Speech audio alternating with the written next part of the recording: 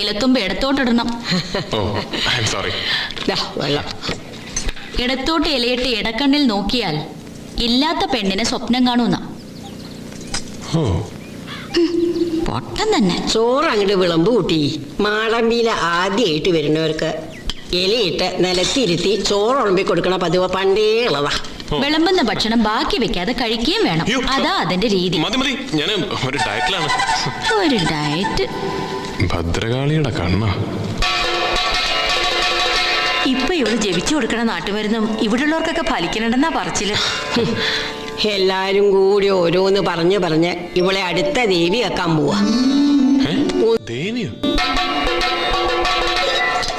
രസം, മോര്,